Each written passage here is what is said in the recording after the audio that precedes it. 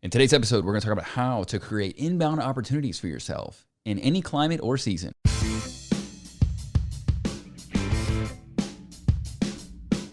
You are listening to Entrepreneur Hour. Unleash your true inner potential. Scale your business beyond your wildest dreams and live the life you deserve. Now, your host, Chris Michael Harris. What's up, guys? Welcome back to Entrepreneur Hour podcast. Today, we've got a really important discussion, something that I talk about all the time. There's so much, and sometimes people misinterpret when I'm, talking negatively about certain marketing tactics. And I do believe there's a difference between marketing strategies and marketing tactics. So let's talk about what that is. A marketing strategy is something that overall is going to build your brand over time, right? A marketing tactic is something that maybe is going to help you get a nice little bump right now. So I view them as short and long term. I think a lot of people are using tactics that are going to fundamentally just disappear, right? They're not going to make long term, right? It's just something that, hey, so-and-so has said I could sell direct to this audience on this platform and I run $5 a day and it works, right? And that's it. And beyond that, that's your strategy. An actual holistic strategy looks like, okay, here's what we want our brand to be known as. Here's what we want to be viewed as. Here's who I want to be seen as in this space. I want to be thought of as one of the go-to leaders. Where are those people hanging out? What type of content are they looking for? What kind of content should we be putting out? How are we going to serve them? In what ways are we going to serve them? What kind of opportunities are we looking for? You see what I'm saying? So a tactic is an aspect of the marketing strategy, but I think that many of us are focused on what's the next quick tactic that I can find that's going to get me some revenues, right? And I can maybe scale that funnel. And that's totally fine. Like, that's a part of it, right? But a marketing strategy takes a lot more thought, a lot more effort, and a lot more precision, right? And a lot more time, for being totally candid. But here's the deal.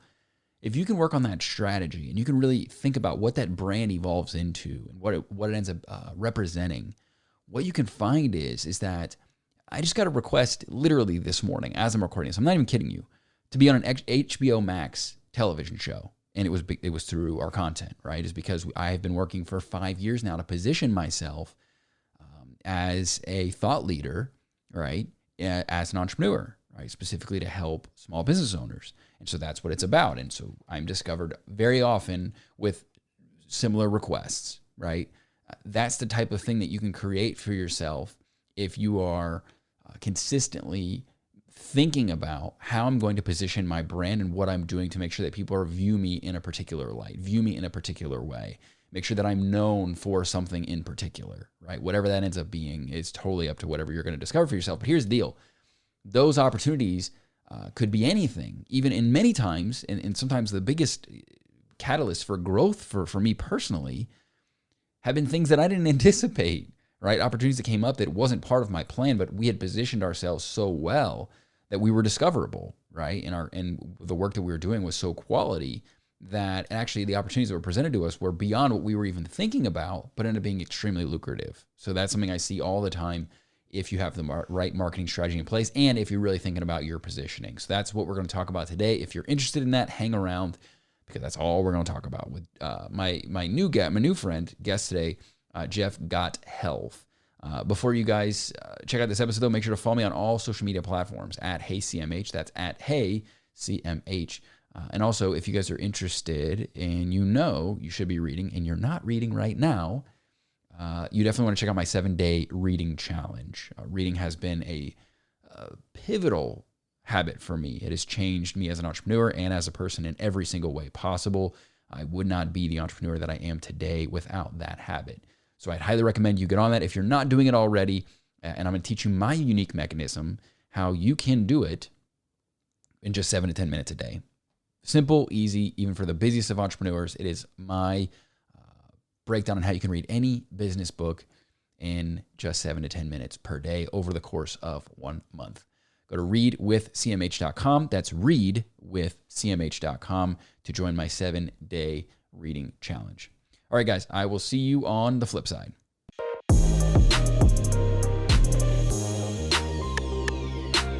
What's up, fam? Welcome back to Entrepreneur Hour Podcast and Entrepreneur Hour TV, where we create superhuman entrepreneurs. We've talked a lot about the impacts and the ramifications of COVID-19, of coronavirus. And we're going to talk about that more today. It's kind of what we've been focused on the past month or so, because truth be told, I think of all people, right, that are being afflicted in terms of professionally speaking, small business owners and entrepreneurs are probably feeling the wrath, maybe more so than anybody. So we've really tried to provide a lot of resources to you guys. We've done a mini series focused on small business owners and what they're doing and how to survive.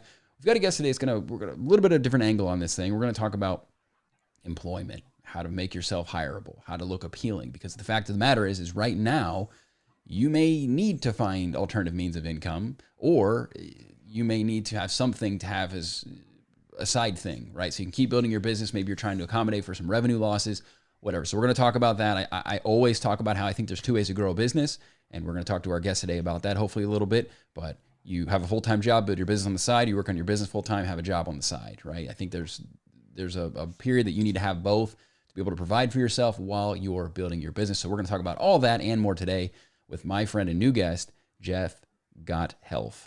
How are you, buddy? I'm great, Chris. Thanks so much for having me on the show. Yeah, man. So let's go ahead and hop into it. And we've got a lot that we can talk about today. You've got a recent book, I believe somewhat recent, where you talk about making yourself hireable, right? Or more appealing to be hired, correct? It is, yeah. So the book's called Forever Employable, and it is coming out very shortly. It's coming out late May, early June.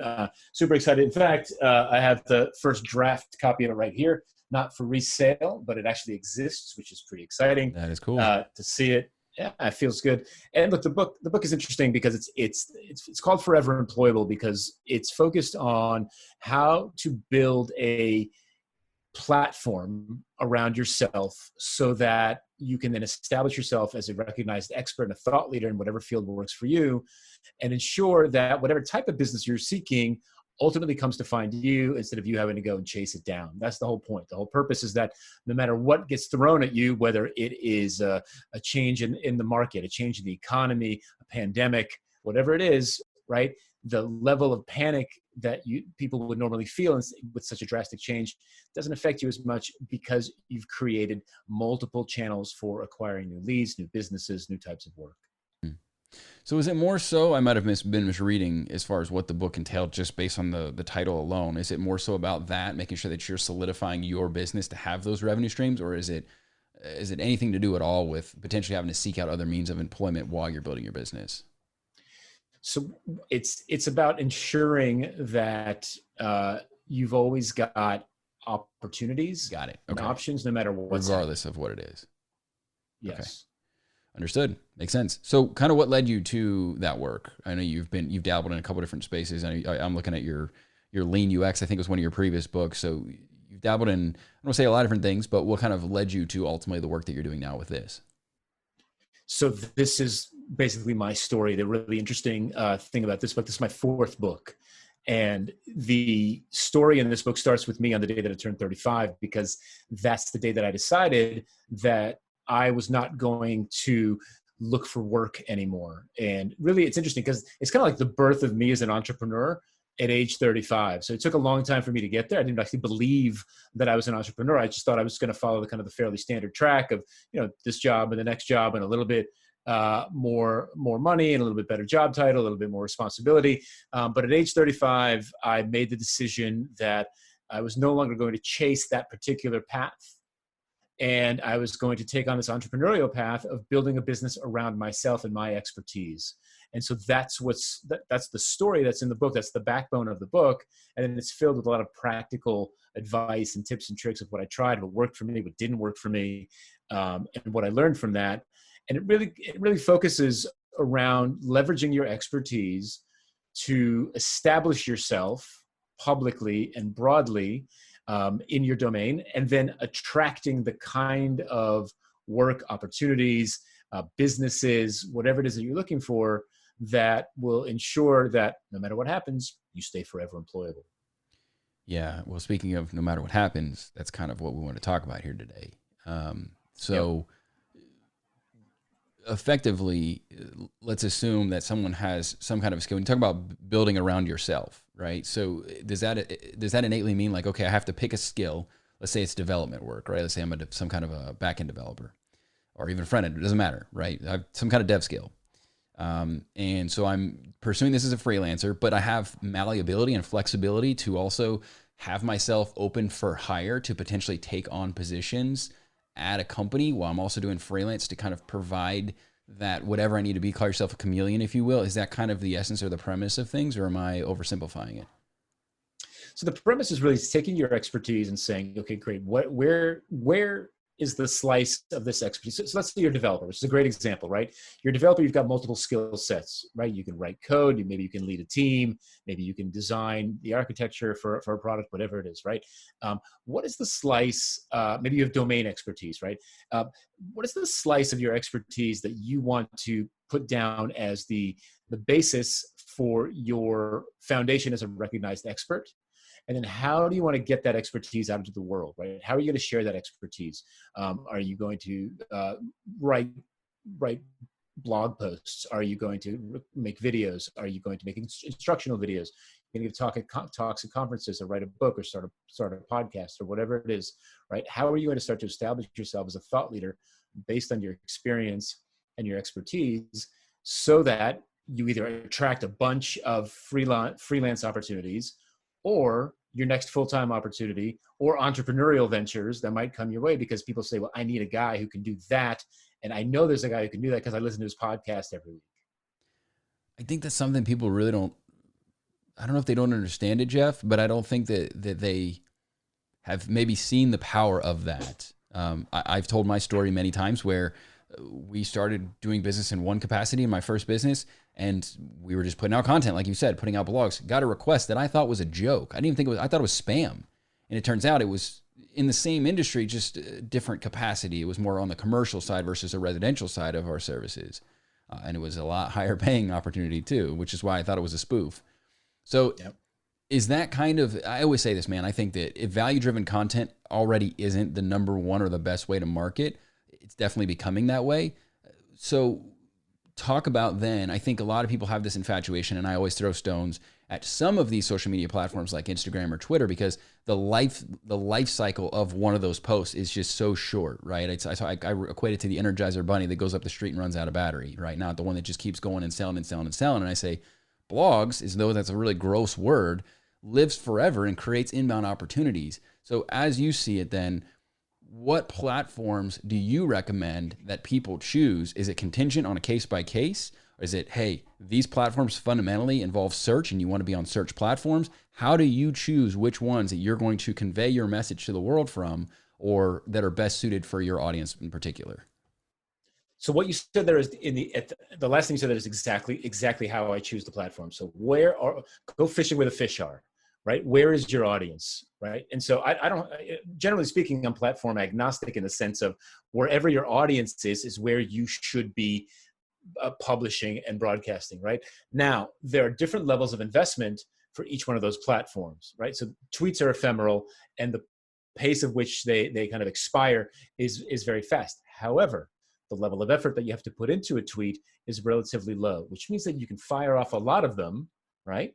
And start to see which one of them resonates with your target audience. You start to find the ones that resonate, you can expand that to the next level of investment, right? So the next level of investment could be a blog post or a short video or maybe a set of photos on Instagram or whatever it is, right?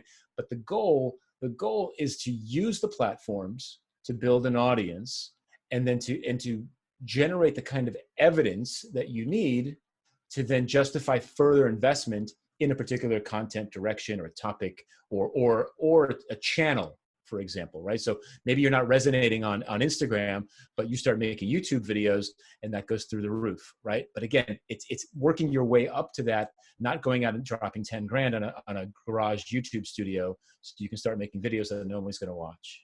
Yeah. How do you determine, I don't want to say who this works for, because I certainly think that in some capacity it could work for everybody. In terms of having widespread appeal, right? In terms of like, hey, somebody could bring you as a freelancer, or some company could reach out and say they want to have you as a strategic partner. Maybe there are some services where that doesn't necessarily provide that opportunity. Maybe I'm wrong. But I guess effectively what I'm asking is, who is a really good fit? Who have you seen this really work for? And maybe who has had to kind of tweak or modify their message or niche down a little bit for this to be able to work your specific approach? I think that if you take an entrepreneurial approach to anything that you're doing, I actually believe that you can apply this approach to whatever your expertise is, and I'm determined to prove it, and I'll tell you how. So, look, my background is tech. I've spent my entire career in tech. Some of the examples, not all the examples in the book are from tech. I tried to bring in a variety of examples from food service, from broadcast radio, and that type of thing. One of the things that I'm doing now that the book is done, is I've started a series of stories on my blog called Forever Employable Stories, perhaps appropriately enough. And what I'm actively doing is looking for people in a variety of industries outside of tech, explicitly outside of tech, who have become forever employable. But at face value, you just say, well, that guy is X, or that right. woman does Y. And look, right. and I give you a couple of examples. So the first person I've interviewed, and it's up on the blog right now, is a guy named Joel Hoekstra. This was a very exciting moment for me in this particular interview, because Joel Hoekstra is the current guitarist for Whitesnake. I grew up on Whitesnake, so it was a very emotional interview for me, kind of bringing 15-year-old me together with the current guitarist of Whitesnake. Now, you look at Joel, and he's textbook Whitesnake guitarist, the long hair, the leather pants, the whole thing, right? And he's a hell of a guitar player. That said, he is also a writer. He's also a teacher. He's a collaborator. He gives master classes. He's pretty good at social media, right? He has built this platform around himself so that right now, right, Whitesnake cannot tour right now because the pandemic has shut down everything. He's still making money teaching lessons over Skype, writing for Guitar World, right, publishing. And so the point is that I don't care what you could be a plumber, you could be a baker, you could be the guitarist for Whitesnake, right? You have expertise, you have experience, you have a passion, and there's a community around that you can service with that knowledge. Look, when I started this, so I talked about how the book is my story from the day I turned 35, kind of coming forward, right? When I decided that I was going to share my experience and my expertise, one of my first questions was, okay, which expertise? Which experience, right? Because I had my professional career. I was about 10 years into it, and I had good experience there. I also happen to be a musician, a failed one, but nevertheless a musician. And I played piano, and at the time I had a collection of vintage electric pianos in my house in New Jersey, right? And I happen to know a stupid amount of information about vintage electric pianos, right?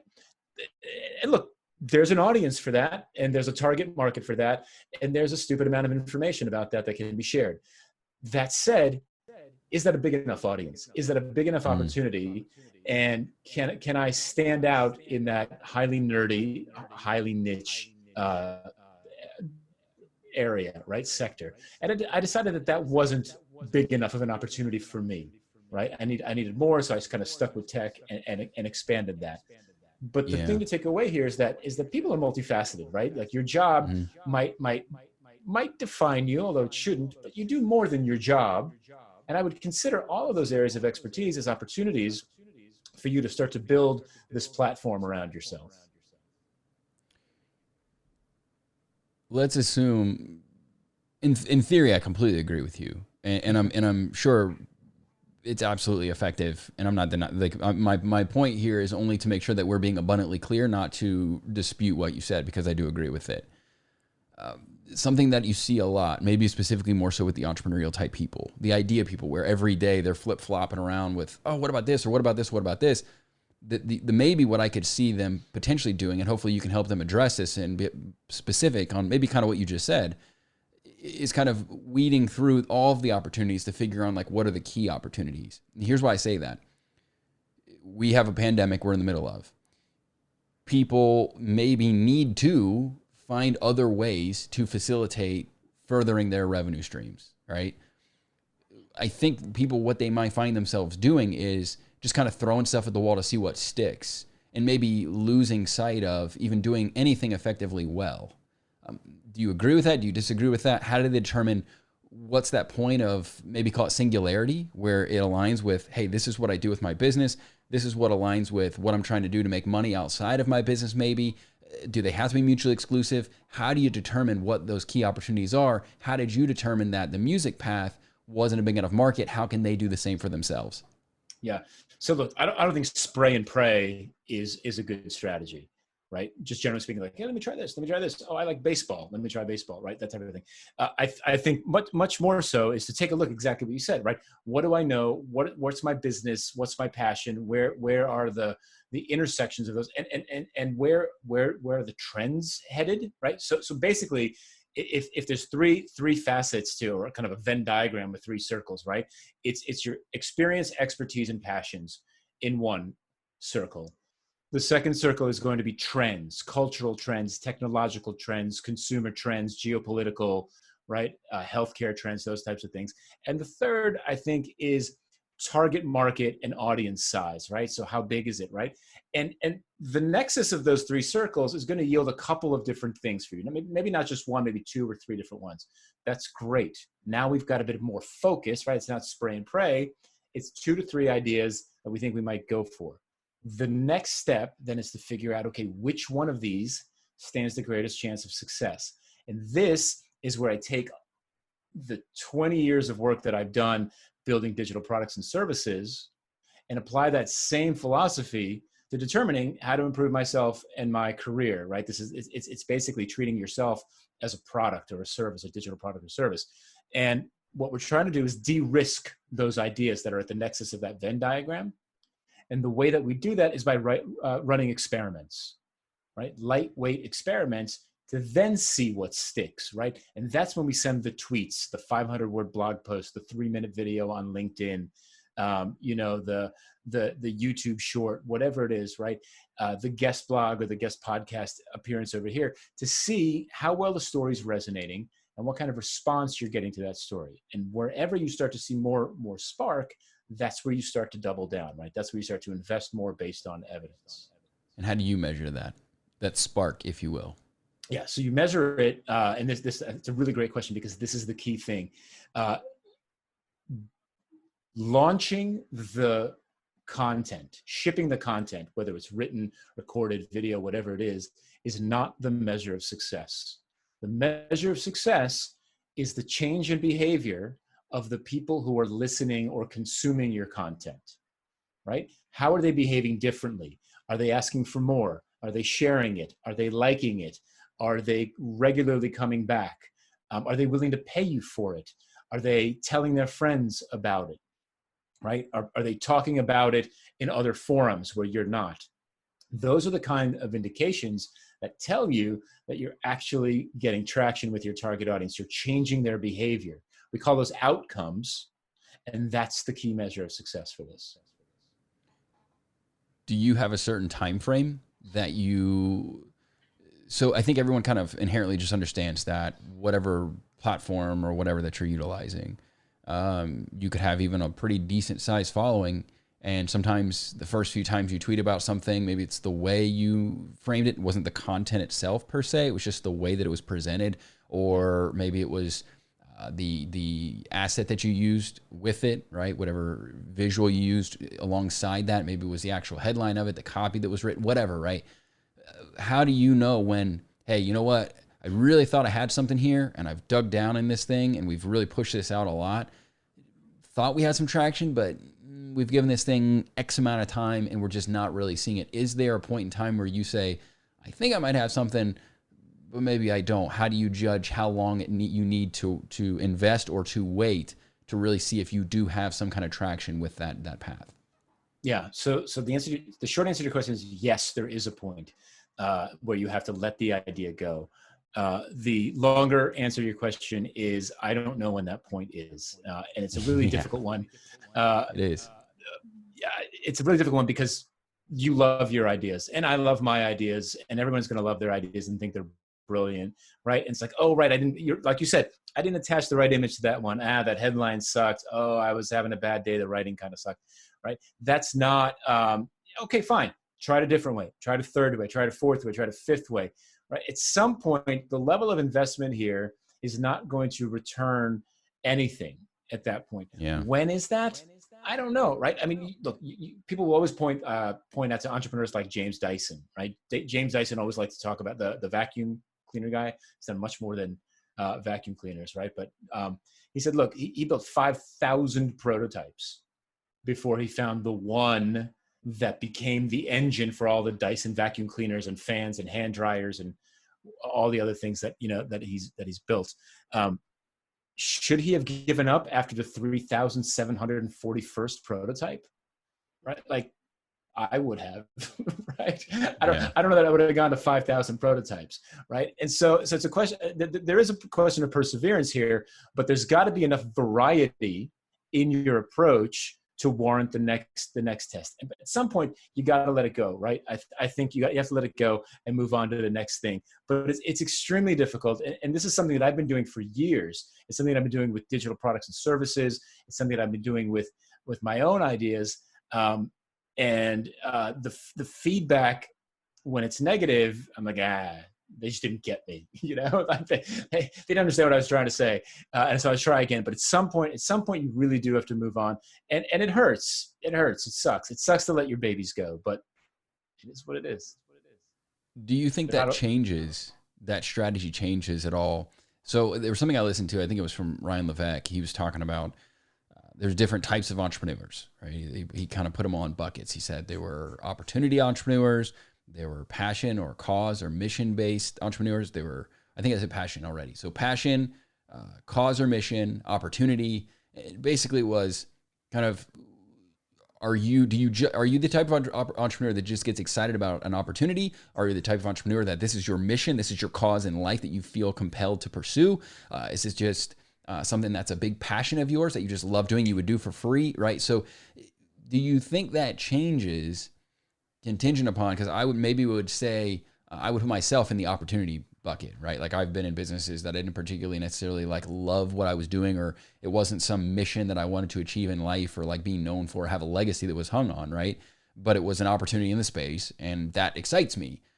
Do you think that that's easier, relevant, different, has any kind of relation at all to what we're talking about here?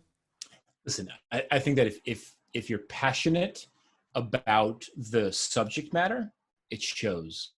And so I think that this is a real opportunity to be a passionate entrepreneur rather than an opportunistic entrepreneur. I think if you have to get up every morning and write about veterinary medicine, right? And it's like, okay, but there seems to be a lot of demand for veterinary medicine, so I'm going to write about that, right? I think at some point you're going to jump out the window. Sure, right? Like you're not going to maintain that. But if you're writing about the thing that you love doing, that you really enjoy doing, that you get up every day and you're like, yeah, I'm gonna help people with X, or I'm gonna teach people how to do Y, whatever it is. I think this is a real spot for passion entrepreneurs, if that's the category, because you can sustain that, you can maintain that, and most importantly, that comes through in whatever you put out there. And it's authentic, and people latch on to authenticity. Yeah. And I didn't mean to strip out and make it like, I guess, completely emotionless in that. I guess I don't think that was the point. Maybe I kind of botched how he presented it. It was more so that you're passionate about opportunity, not necessarily passionate about the subject matter. No, I get it. Right. So I don't know if that changes anything. I don't know if I presented it correctly, but I think effectively that was what he was trying to say. Yeah, no. I don't mean that at all, right? I mean, but I think in this particular case, sure.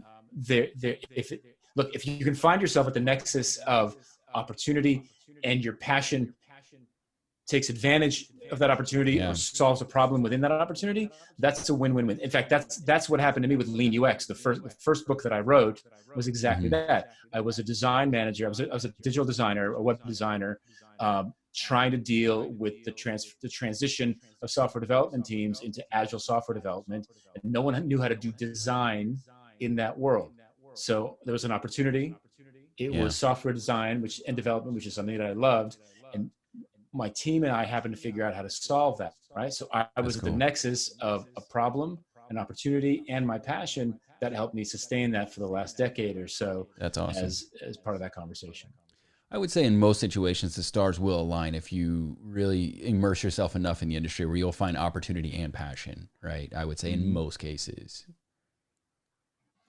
I mean, look, yes. And then look, there are people out there who are always kind of scanning, right? So we talk about trends Sure. before, right? As you're scanning the trends, right? Like people saying, look, I can move there. Like, look, there's a guy I know who is a kind of a hired gun for writing, right? So his passion is writing. And there's a lot of writing to be done these days, but he'll write whatever. It's not like he's an expert in business books or fiction books. Right. Right. You know, I was talking to him a few months ago, and he was literally writing, and I said veterinary medicine because that's what I was thinking of. He was writing a book about veterinary medicine. Now, he's not a vet. Right? I think he owns a dog, right? Like that's as close as he's going to get to be a vet. But that's what he's writing about, because that's what somebody hired him to do. So the passion is writing. The subject matter is different. I think that's okay too, if you're willing to do that. Again, specialization is a risk, but also an opportunity as well. You can say, look, I'm going to be the writer for veterinary medicine, right? You're going to get all those gigs. There might not be that many of those gigs, but you're going to get all of them. Right? Yeah. So there's opportunity there as well. I think part of this conversation also includes, and maybe we've already touched on this without actually explicitly like calling attention to it, but both considering short and long-term ramifications, right? So it might be a short-term play. I talked about coronavirus. Like, it might be essential that you're out right now looking for other opportunities and creating that exposure to let people know you're available for those opportunities. Thinking about the long term, are there things that people should be doing to, and this may be an overly obvious question with a very easy answer, it may not be. Short term, great. Opportunity, create exposure, inbound leads, that's all fantastic stuff. What should people be doing at the same time, thinking about the long term opportunities as well, to be positioning themselves continuously in the market or continue to evolve and adapt and grow their skills so that they're hireable, not just now, but also future-proofing themselves? I think there's no difference, honestly, in the short and the long term. This is a marathon. This is a long-term play. This is establishing yourself for the long term as the person who is awesome at X, whatever it is that you're awesome at, so that whether it's now, whether it's short-term and opportunistic, or in the future, right, things will always start to come your way. You know, when I started doing this, I was employed full-time. I was employed full-time for a while. Full-time opportunities came my way, right? Moonlighting gigs came my way. Speaking opportunities came my way because people were reading and consuming the things that I was putting out there. So this like the next thing, right? And I, when I left my full-time job 8 years ago, it was for my first entrepreneurial venture was to open up an agency in New York City, a product development and design agency in New York City. The reason that opportunity came my way is because the two guys who pitched me on becoming the third partner in this had read my material, had seen me speak, and knew that I had the right mindset to take on the kind of project that they were looking to do as well. Yeah, that's awesome. Let me give you a couple specific examples maybe you could speak to, just so I am making sure that people understand maybe exactly what I'm referencing, and then also I'm curious to what you would say about it. I don't recall who. It was recent. It was within the past couple of months, someone referenced Neil Patel. I like Neil. I think Neil's thought of probably more so exactly along the lines of what you would say, someone who's done a good job of, this is who he is. He's the SEO guy, and people pretty much worldwide at this point know him for that. There are some people, specifically this guest that I had, again, I don't recall who, it doesn't matter, it's irrelevant. We're saying that he has kind of like slipped to where he's not on top of things like he used to be, where, he's not necessarily, he's still known as the SEO guy, but he's probably not the best in the world at it anymore, right? Maybe that was just their opinion, whatever. Another example would be somebody who is the TikTok expert or the Instagram expert or the Snapchat expert or whatever, and that's kind of what they built their business around. But as we know, algorithms change, things evolve, people grow, people learn. So I guess that's kind of more so what I'm getting at with my questioning. And maybe the first is just obvious, like don't stop pushing yourself and continue to keep growing. But maybe the second one is maybe a more relevant example of, hey, I help people with social media consulting or social media marketing, and this is the platform that I'm an expert at, and this is what I'm building my brand around. Is that just fundamentally a mistake, or how do you kind of get out ahead and make sure that you're staying ahead of the curve right? To make sure that you're always having that opportunity, not having to be like, oh crap, there's no market for this anymore. Look, I mean, if you're branding yourself as an expert, you need to understand your industry. And if there's one thing to understand about the social media world is that it's fickle, right? So whatever's hot today, right, is perhaps not gonna last that long. It's gonna be the next platform. So one of the things that you should be positioning yourself as not only the TikTok expert, but I'm the TikTok expert and whatever comes next, right? So I'll clue you in. Not only when I keep you in likes and views on TikTok, but I'm going to move you to the next thing when that shows up, and go there. So there's this continuous learning and continuous improvement aspect of building up this kind of platform, this forever employability, that's crucial to this, right? So for example, I'll give you, I mean, again, I'm kind of drawing on my own experience. I started off doing work that helped designers fit more successfully into agile software development teams. Now, that was great, and that worked well for a while, but that conversation quickly revealed opportunities that said, while you may be able to integrate these designers into these teams, the way that the companies operate doesn't allow them to actually work in the most efficient way. So for me, that created a broader conversation, a more management level conversation, which I built a secondary conversation called Sense and Respond around. I published a book about it.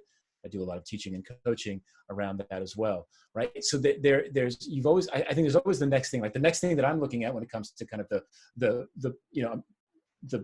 tech side of the world is human resources, right? What I've discovered as I'm doing executive coaching is that the human resources aspect of organizations is really the key to unlocking real transformation, real impact in these organizations.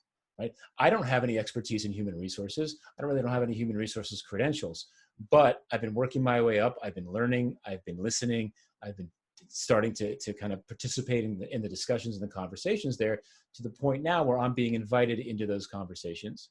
And I hope that will start to drive some HR related work to me in the future, because that's what I want to be doing next. And that's where I believe I can have the next level of impact from the work that I'm doing on the tech side of things. Yeah, and some of this stuff, man, is not, as you say that, I'm listening, I'm like, that's advice that I would give outside of this conversation just in general, right? Like, stay ahead of your market, have a finger to the pulse, know what's coming next. Like, those are all things I think that are just smart, savvy business practices in general. Yeah. You know what I mean? Yeah, but I don't think, I think most people don't do that. I think there are people who do that, obviously. I know. Right? Yeah. Right. But I mean, I think there are people who get kind of nestled into something, whether it's a full-time gig or some kind of a an entrepreneurial business that's good enough. And they kind of want to ride that out forever. And I get that. Right. It's comfortable. It's familiar. There's no risk. But there is risk, right? It doesn't feel like it's risky, but the risk is that at some point, something's going to shake that up, like a pandemic, for example, right? And then what, right? And then what, right? And so to me, there's a phrase that I love. I'll tell you this phrase that I love. There's a TED Talk by a guy named Astro Teller, which is a brilliant name to begin with. Astro Teller is he's the guy who runs X, which is Alphabet, Google's parent company, their moonshot laboratory, where they make self-driving cars and internet balloons and that kind of thing. And in his TED Talk, Astro Teller uses a phrase called enthusiastic skepticism, which is how they approach product development at X. Enthusiastic skepticism means that I know I did a killer job on this, but there's probably a way to make it a little bit better. And I'm psyched to go figure it out. I'm excited to go find out how to make the thing that I already think is awesome even better. And I think that that's the raw quality that the people who end up becoming forever employable, who end up being successful entrepreneurs, even successful full-time employees, that's the quality that they have. They have this enthusiastic skepticism to always improve their work, themselves, their team, their organization, whatever it is. Do you think the passion that we talked about before kind of muddies the waters a little bit, because people get not only passionate about what they do, but also the ways that they do it? Like, so for example, I think about Taxi Cab and I think about Blockbuster, right? Like both of those two got their butts handed to them because they could have had the passion about what they did, and they actually built, amazing. I mean, just strongholds in those particular markets, right? Like they were the go-to. Maybe didn't have that continued effort to evolve, grow, adapt. Do you think that was because there was passion about what they're doing? You think it was because of groupthink? Do you think it was because of what? Because I'm trying to like really nail down in this, because I think there's a lot of people that, I see this, they cling to the things, you know, that have worked for them in the past because it is what they're passionate about. And there's an unwillingness to have what you're talking about with that enthusiastic skepticism, to actually be willing to push themselves and adapt and move forward. Well, look, I mean, both those examples are of businesses that were so entrenched in the way the world worked, and Yeah, so it's more hubris, you think? it's hubris, yeah, and it's this disbelief. It's that anything could ever take them down, that anything could ever undermine them. Like, how are you going to take on the taxi business? Taxis have been around 100 years, right? How are you going to take down video rentals? Like, we invented this market, right? No one knows how to do this but us, and it feels like the barriers to entry. Sorry, I was looking for that particular phrase. The barriers to entry are so insurmountable, but today there are no barriers to entry. If you and I wanted to start a bank tomorrow, right? We could start a bank tomorrow, right? Now that wasn't possible 15 years ago, right? But today, no problem. You want to start an insurance company? We can start an insurance company tomorrow. I'm just talking about industries that have been around a long time, that are so entrenched, that feel like, what, I'm going to start an insurance company? Yeah, you could do that tomorrow if you wanted to. The barriers to entry don't exist because of technology today, right? And so if you don't have that enthusiastic skepticism about your business and your domain, somebody else does, and they're going to come for your lunch. Yeah. I hate to operate out of fear like that, but dude, I think that skepticism is probably the right word. I think it's so fundamentally important to just stay on it and know that there are other people that are innovating even when you are not, right? I think that's very, very important to always remember. Okay. I mean, look, it's just really quick on that thread, right? So I'm doing a series of these interviews on my blog, Forever Employable Stories, right? And people, I'm getting people from entertainment, from business, from the military, from sporting goods, like et cetera, et cetera, et cetera. And if there's one consistent theme, it's this drive, right? All of these folks are successful and have built these platforms around themselves because they've got that drive that I don't think it's fear necessarily. It's entrepreneurial spirit. It's enthusiastic skepticism. Yeah, right. That says, look, I can do this, and I can do this better than anybody else, and that's what makes them successful. And I think that if you're not pursuing like that, eventually someone's going to do that in your space. Yeah, no, that's well said. I totally agree with that point.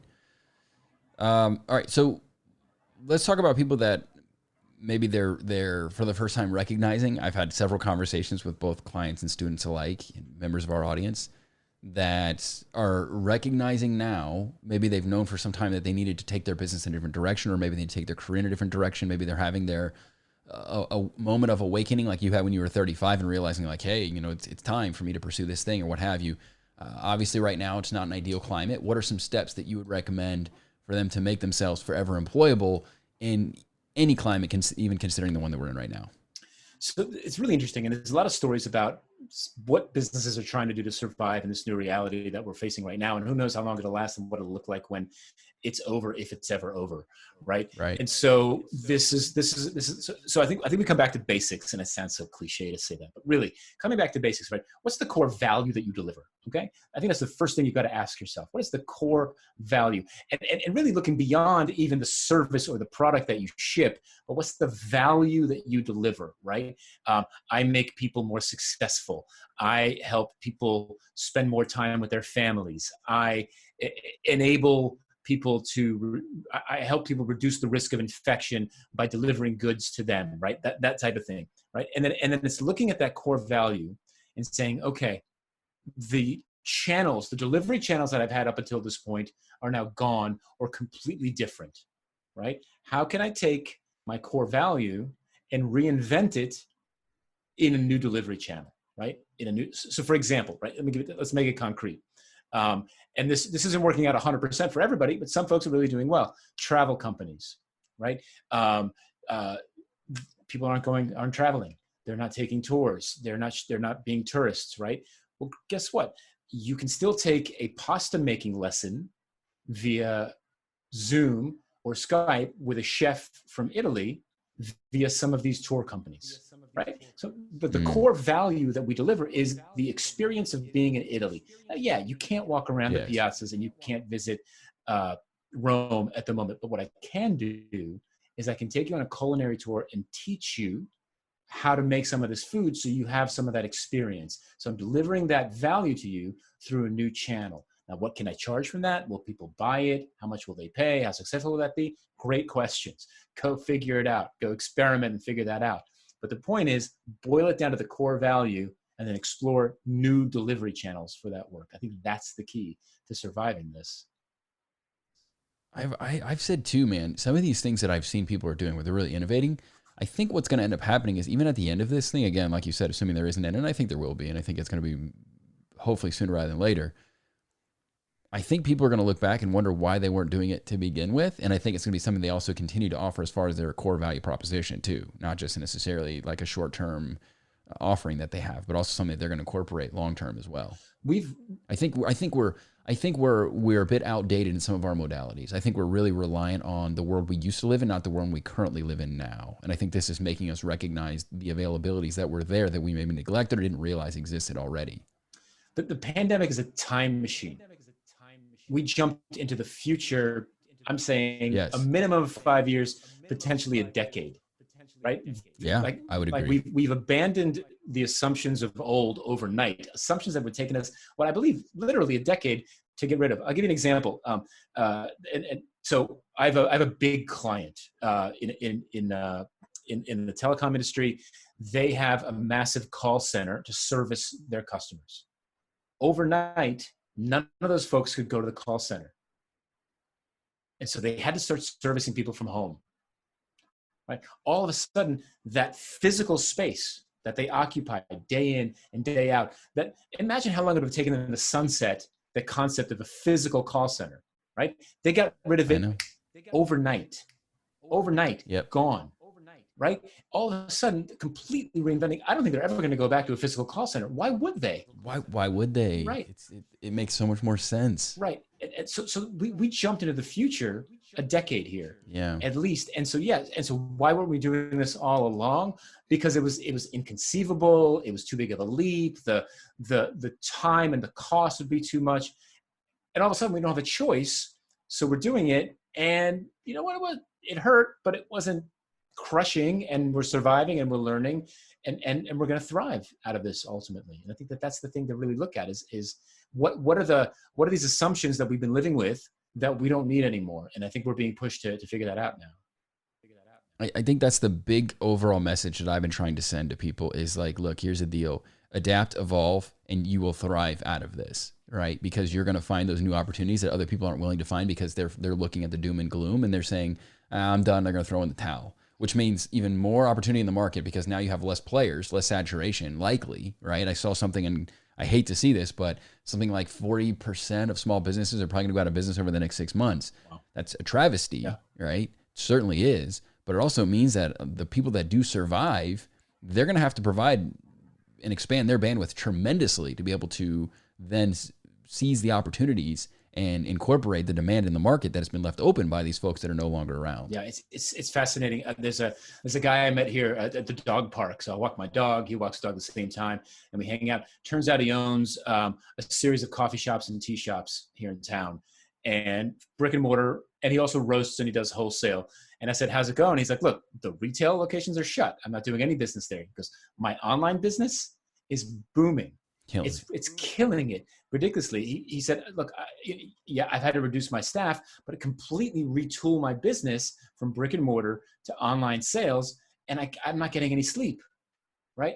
And again, for him to fundamentally make that leap, right, to shut down. In fact, he acquired a retail space last fall, a brand new one. For him to make that leap and say, I don't need the retail space. I can do everything online. Right. It would have taken him a decade, easily a decade. Right. And he did it overnight. Yeah. That's awesome. Those are the stories I love to hear, man. Yeah.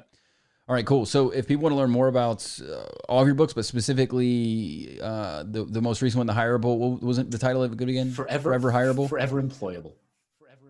Forever Employable. All right, I'm going to include the link below. But where can people go to learn more about you and follow you on social media, my friend? So the easiest way to find me is jeffgothelf.com. everything is there. The books, the blogs, the keynotes, it's all there. I'm on Twitter a lot. My Twitter handle is jboogie. We don't have time to cover that one anymore, but you can ask me some other time.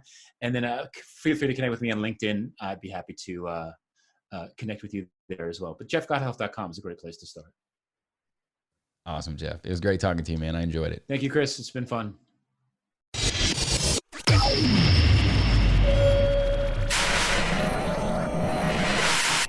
All right, big thanks to Jeff for taking time to join us. Make sure you browse over and check out all the links that he mentioned. I included those in the show notes below. And don't forget to follow me on social media at HeyCMH. That's at HeyCMH. And join my 7-day reading challenge, readwithcmh.com. It's readwithcmh.com. And I will see you guys in the next one.